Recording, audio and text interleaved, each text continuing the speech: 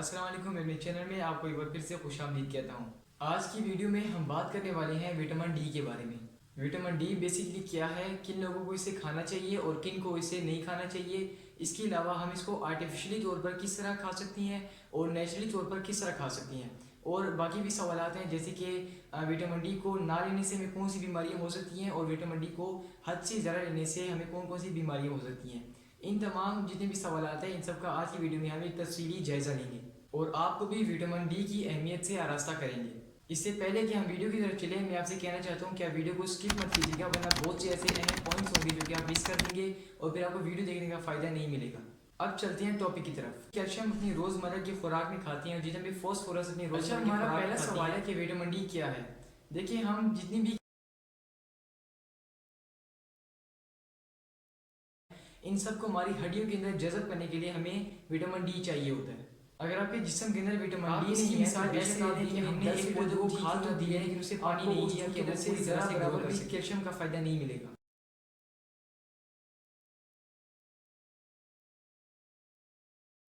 इसके अलावा vitamin D का हमारे जिस्म के अंदर हमारी पूरी मुदाफ़ी से लड़ने के लिए भी बहुत ही अहम किरदार होता है और हमें दिल की बीमारी से बचाने के लिए भी विटामिन डी का अहम किरदार होता है।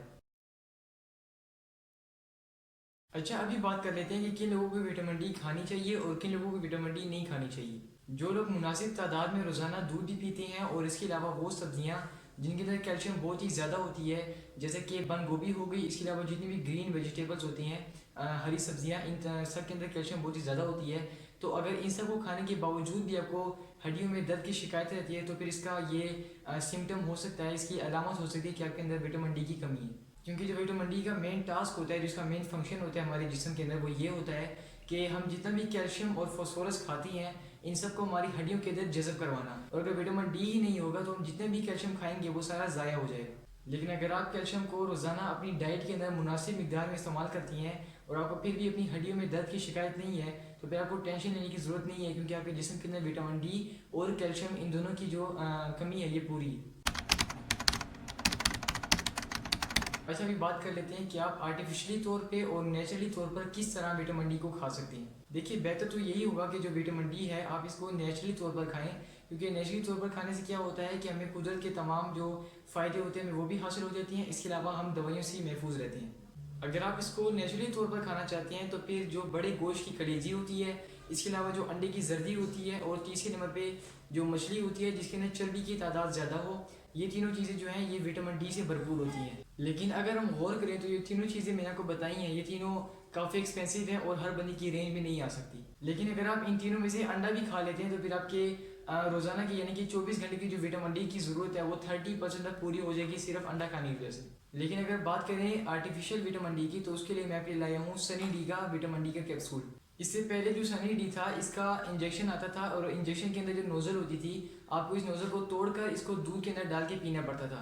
लेकिन अभी सनी डी ने हमारे लिए मजीद आसानी कर दी है और जो विटामिन डी है ये भी कैप्सूल की फॉर्म में आता है। ये एक सॉफ्ट सा कैप्सूल है, मैं आपको इसे एक बार ओपन करके भी दिखा देता हूँ। इसको अगर हम यहाँ से ओपन करें तो इसके अंदर से एक ही खुराक निकलती है विटामिन डी की, और ये आपके अगर आपको ज़्यादा ज़रूरत है विटामिन डी की तो फिर आप इसको हफ्ते में एक बार ले सकते हैं, और आपको इसकी यानी कि विटामिन डी की कम ज़रूरत है फिर आप इसको 4 हफ्ते में एक बार ले सकते हैं। इन तमाम जितने भी अरसा है ना, 1 हफ्ते से लेकर 4 हफ्ते के बीच में आप इनमें से अपनी ज़रूरत के मुताबिक इसको इस्तेमाल कर सकते हैं। अगर हम बात करें इसकी पैकिंग के बारे में तो इसकी काफ़ी जो है अच्छी पैकिंग है, यानी कि हमें इस बात का डर बिल्कुल भी नहीं है कि जो हमें विटामिन डी मिल रहा है ये फेक है। आपको डॉक्टर इसके अलावा और भी जो है विटामिन डी रिकमेंड कर सकते हैं, लेकिन सबसे ज़्यादा जो डॉक्टर्स हैं वो इसी को रिकमेंड करती हैं, क्योंकि इसकी जो क्वालिटी है, इसकी जो यानी कि बिल्ड क्वालिटी और आउटवाइज जितनी भी तमाम क्वालिटीज़ हैं सारी बहुत ही अच्छी हैं। अच्छा, एक बहुत ही मज़े की बात जो कि मुझे इसके बारे में लगी है कि जो नाबीना लोग होते हैं जो कि देख नहीं सकते उनके लिए भी लोगों ने लिखा हुआ है ताकि वो लोग इसके ऊपर जो है उंगली फेर कर ही पढ़ सकें कि इसके ऊपर क्या लिखा हुआ है। ऐसे में ये एक उभरी हुई राइटिंग होती है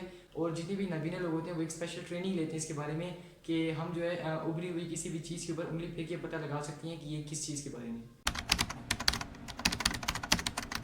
सनी डी के विटामिन डी कैप्सूल ने अपने कुछ क्लेम्स भी लिखे हुए हैं अपने पैकिंग के ऊपर, जो मैं आपको पढ़ के सुना देता हूँ। इन्हें बेसिकली यहाँ पे लिखा हुआ है हार्ट हेल्थ, यानी कि जो विटामिन डी होता है ना ये नेचुरली तौर पर हमारा जो दिल होता है इसका जो ब्लड प्रेशर होता है इसको रेगुलेट करता है। अच्छा, इसके ऊपर ये भी लिखा हुआ है कि जो सनी डी की कैप्सूल है ये हमारी बोन्स की हेल्थ के लिए काफ़ी मुफीद है, क्योंकि देखिए जब हमारे जिस्म में विटामिन डी होगी तो फिर जितना भी कैल्शियम होगा वो सारा बराबर तादाद में तमाम हमारे जिस्म की हड्डियों के अंदर डिपॉजिट होगा और इससे हमारी हड्डियाँ मजबूत होंगी। इसके अलावा इसके ऊपर यह भी लिखा हुआ है कि जो हमारी बोन्स होती हैं, जो हमारी जोड़ होती हैं, इनके अंदर भी जो अगर पेन होता है तो फिर इसको भी ठीक करने के लिए सेरेनिटी कैप्सूल काम आ सकता है। और नेक्स्ट यहाँ पर लिखा हुआ है इम्यून हेल्थ। देखिए हमारे जिस्म के अंदर ना वाइट ब्लड सेल होते हैं जो कि हमें जो जरासीम होते हैं, जितनी बैक्टीरिया हमारे खून के अंदर आ जाती हैं, इन सबको ख़त्म करती हैं। अब जो वाइट ब्लड सेल होती है इनकी टाइप होती है लिम्फोसाइट। अब जो विटामिन डी होती है ये लिम्फोसाइट को बहुत ही ज़्यादा मजबूत करती है ताकि ये बैक्टीरिया से लड़ सकें और हमें आने वाले वक्त में जितनी भी बैक्टीरिया, जितनी भी बीमारियाँ हैं, हमें इनसे महफूज रखें।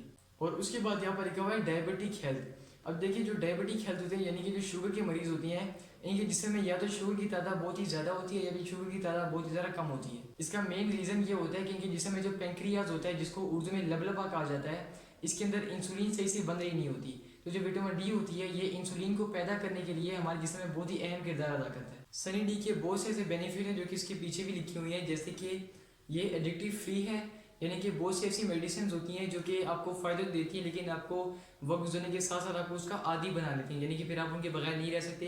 तो जो सनी डी का जो कैप्सूल है ये एडिक्टिव फ्री है, यानी कि आपको इसकी आदत नहीं पड़ेगी। और उसके बाद यहाँ पर लिखा हुआ है लेड फ्री।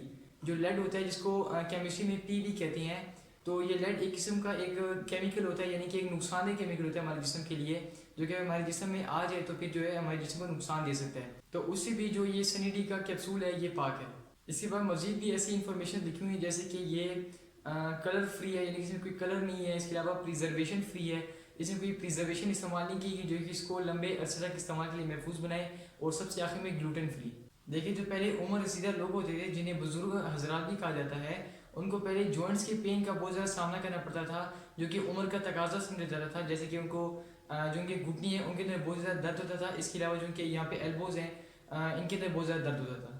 लेकिन अगर आप आज के टाइम में देखें तो फिर जवान लोग हैं उनको भी इन मसाइल का सामना पेश करना पड़ रहा है, ख़ास तौर पर ख़वातीन माएँ। और जिन लोगों के जिस्म में विटामिन डी की डेफिशिएंसी बहुत ही ज़्यादा होती है, विटामिन डी की कमी बहुत ही ज़्यादा होती है, तो उनको चाहिए कि वो इसको एक हफ्ते में एक बार लें। और उसको एक हफ्ते में एक बार लेने का मकसद क्या है कि अगर आप इसको एक बार खा लेंगे तो फिर एक हफ्ते तक आपके जिस्म में जितनी भी फंक्शन होंगे जो कि विटामिन डी परफॉर्म करता है वो सारे करता रहेगा। आसान अल्फाज में जितना भी आप कैल्शियम अपनी खुराक के अंदर खाएंगे उन सबको जो विटामिन डी होगा आपकी हड्डियों में डालता रहेगा। अच्छा, गर्मी के मुकाबले सर्दियों में एक स्पेशल किस्म की बीमारी आ जाती है जिसको कहा जाता है कोल्ड विंटर पेन। और ये इस कदर शदीद बीमारी होती है कि इसके अंदर आपके जिस्म में कोई भी जोड़ होगा उसके अंदर दर्द होना स्टार्ट हो जाएगा, स्पेशली जो यहाँ पर और इधर जोड़ होती हैं, और ये आहिस्ता आहिस्ता फैलता जाएगा। जिन लोगों को डॉक्टर ने विटामिन डी और कैल्शियम की कमी का बताया हुआ है तो उन लोगों को डॉक्टर से पूछकर कम से कम एक खुराक एक हफ्ते में ज़रूर लेनी चाहिए सनी डी कैप्सूल की। लेकिन जिन लोगों को डॉक्टर ने नहीं कहा, यानी कि वो डॉक्टर के पास गए ही नहीं है और उनको इन तमाम बीमारियों को फेस करना पड़ा है जो कि कैल्शियम और विटामिन डी की कमी से होती है, तो उनको कम से कम महीने में एक खुराक तो ज़रूर लेनी चाहिए। खासकर ख़वातीन माओं को तो ज़रूर एक खुराक एक महीने में लेनी चाहिए।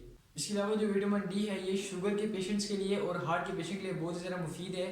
लिहाजा अगर आप इसको इस्तेमाल करना चाहती हैं तो एक मरतबा अपने डॉक्टर से ज़रूर मशवरा ले लीजिएगा कि मैं इसको इस्तेमाल करूँ या ना करूँ, क्योंकि मैंने आपको हार्ट और शुगर से रिलेटेड जो सिम्टम्स बताए हैं इनके पीछे और वजह भी हो सकती है, लेकिन जो मेन थी वो विटामिन डी थी। मैंने इस वीडियो में बहुत ही कोशिश की है कि आपको जितनी भी विटामिन डी के बारे में इन्फॉर्मेशन है आपको उसे आगाह कर सकूं। जैसे अगर आपको मेरी वीडियो पसंद आई तो वीडियो को लाइक करके चैनल को सब्सक्राइब जरूर कीजिएगा और साथ में बेल आइकन को भी जरूर दबाइएगा ताकि मेरे आने वाली हर वीडियो का नोटिफिकेशन आपको मिल सके। इसके अलावा कोई ऐसा टॉपिक हो जिसके ऊपर आपको वीडियो चाहिए या फिर कोई ऐसा सवाल आपके जहन में रह गया हो विटामिन डी के बारे में, तो आप मुझसे कमेंट सेक्शन में पूछ सकते हैं। मैं मिलूंगा आपसे अगली वीडियो में, तब तक के लिए अल्लाह हाफिज़।